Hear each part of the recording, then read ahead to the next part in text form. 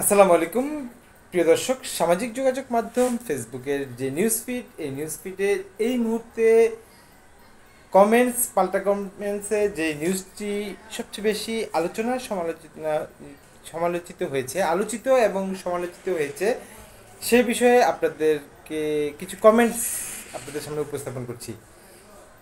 এই প্রথমে যে নিউজটি দেখতে পাচ্ছি, আসুন প্রতিশোধ নয় ভালোবাসা দিয়ে দেশটা গড়ি, বলেছেন বিএনপি মহাসচিব জনাব মির্জা ফখরুল ইসলাম আলমগীর। বর্তমান সংকটময় মুহূর্তে ঐক্য জোর দাবি জানাই। তিনি বলেছেন, 1971 সালে আমরা যুদ্ধ করেছিলাম। সেই সময়ে যে অসাধারণ ভ্রাতৃত্ব ঐক্য নিয়ে আমরা যুদ্ধ করেছিলাম স্বাধীনতার জন্য, সেই বোধ, সেই চেতনা, সেই ঐক্যকে যেন আমরা অটুট রাখতে পারি। আজকে কোনো শক্তি যেন আমাদেরকে বিভক্ত করতে না পারে। তাই আসুন বিভাজন নয়, প্রতিশোধ নয়, ভালোবাসা দিয়ে আমরা দেশটাকে মিলে গড়ি। চমৎকার কথা বলেছেন। ব্যক্তিগতভাবে এই কথাটাকে আমি যথেষ্ট আমার পছন্দ হয়েছে। উনি খুব সুন্দর গুছিয়ে কথা বলেছেন। 9 মে রাজধানীর ফার্মগেট খামারবাড়ি বার্ক মিলনায়তনে ইস্টার পূর্ণমিলনী ও শুভেচ্ছা বিনিময়ে অনুষ্ঠানে তিনি এই কথাটি বলেন। অনুষ্ঠানের আয়োজনে ছিলেন খ্রিস্টান ফোরাম। এই নিউজটিতে যথেষ্ট কমেন্টস পড়েছে, যথেষ্ট হাহা রিয়েক্ট পড়েছে। লাভ রিয়েক্ট করেছে সেটা তুলনামূলকভাবে অনেক কম, তবে হাহা রিয়েক্ট সবচেয়ে বেশি পড়েছে। আর কমেন্ট বিশ্লেষণে করে দেখা যাচ্ছে যে এখানে নেগেটিভ কমেন্টস প্রচুর বেশি। মূলত এত সুন্দর কথা বলার পরেও তিনি কেন এত রিয়েক্টে পড়েছে, এটা আসলে আমি বলতে পারছি না। আপনি কোনো কিছু বলতে পারলে অবশ্যই কমেন্টস করে জানাবেন। তো এখানে একটি যেহেতু আমি পজিটিভ এবং নেগেটিভ দুই কমেন্টসই আপনাদের সামনে উপস্থাপন করি, সেহেতু পজিটিভ কমেন্ট যদি আমি এখানে পর্যালোচনা করে দেখি, যে আমি আসলে সত্যি করে বলতে কি পজিটিভ কোনো কমেন্টস আমার চোখে পড়ছে না। প্রথমে যদি একটি পজিটিভ কমেন্ট, হ্যাঁ একটি পজিটিভ কমেন্টস অনেক কষ্ট হয়েছে সেটি বের করতে, সেটা হলো যে মানুষের প্রতি শ্রদ্ধাশীল হওয়া উচিত। এই কথাটি তিনি সম্পূর্ণ সুন্দর একটি কথা বলেছে। যিনি কমেন্টস করেছে উনি হচ্ছে মাসুদ রানা সুন্দর একটি কমেন্টস করেছে যে মানুষের প্রতি শ্রদ্ধাশীল হওয়া উচিত একে অপরকে, তাহলে অবশ্যই আমাদের মাঝে পরিবর্তন আসবে। এর ভিতরে নেগেটিভ কমেন্টস সবচেয়ে বেশি থাকাতে আমি যথেষ্ট মানুষ অশ্লীল কমেন্ট করে, যেটা শালীন না। দু একটি যদি শালীন নেগেটিভ কমেন্টস নিতে পারি, সেটা হচ্ছে যে নির্বাচনের আর তিনি মন্তব্যটি করেছেন, আমি পড়বো কিনা, নির্বাচন আর ক্ষমতার লোভে লোকটা পাগল হয়ে গেছে, তিনি তার মন্তব্য করেছে। আইটি নেগেটিভ কমেন্টস হচ্ছে, ভালোবাসা দিয়ে কি আপনারা বাংলাদেশ আওয়ামী লীগকে পুনর্বাসন করতে যাচ্ছেন? উনি একটি প্রশ্নবোধক চিহ্ন ব্যবহার করেছে। আরেকজন কমেন্টস করেছে, যিনি পেজ থেকে কমেন্টস করেছে, সেটা হচ্ছে জাতীয় নাগরিক পার্টি। এই সকল নিউজে জাতীয় নাগরিক পার্টির প্রচুর কমেন্টস করেছে। আমার মনে হয় কেন যেন জাতীয় নাগরিক পার্টির স্পেশাল একটি টিমই আছে বিভিন্ন পোস্টে নিউজের কমেন্টস করার জন্য। তারা অবশ্যই তাদের কোনো ভুল বলে না, তারা একবার একই কথাই বলে, ইউনূস সরকারকে তাদের দরকার।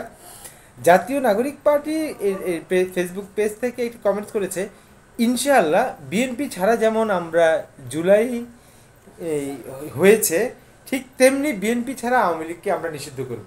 অর্থাৎ তিনি তার মন্তব্য করেছেন।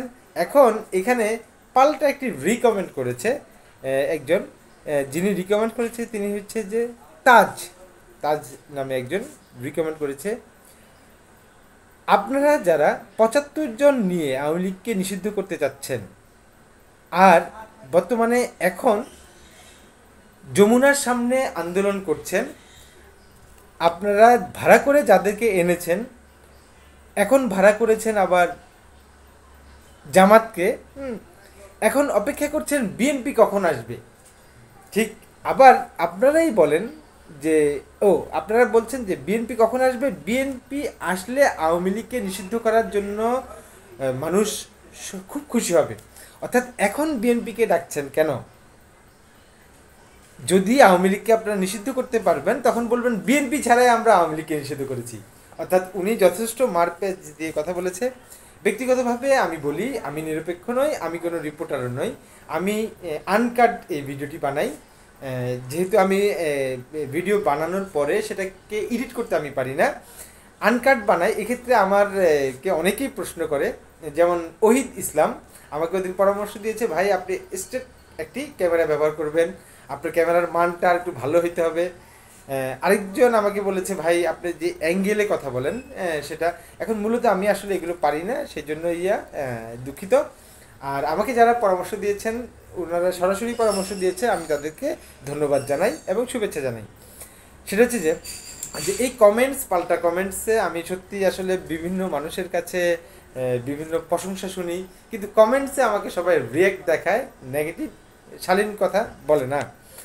আরেকটি নিউজ এই মুহূর্তে যথেষ্ট ভাইরাল হয়েছে। আর আরেকটি বিষয়, আমার আনকাট ভিডিও হওয়ার কারণে এই টাইপের শব্দটা একটু বেশি আসে, আমি চেষ্টা করি এটা সংশোধন করার জন্য। প্রধান উপদেষ্টার পদত্যাগ দাবিতে ঝটিকা মিছিলে গ্রেফতার একজন। প্রধান উপদেষ্টাকে এর সাথে যে সেখানে যথেষ্ট নেগেটিভ রিয়েক্ট এসেছে।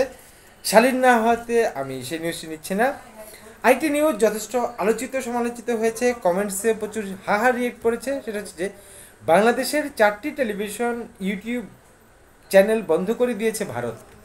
সীমান্তবর্তী দেশ হওয়াতে এই দেশের প্রতি আমাদের যেভাবে মানুষের যথেষ্ট নেগেটিভ এটা আরও প্রকাশ পেল এই নিউজটিতে।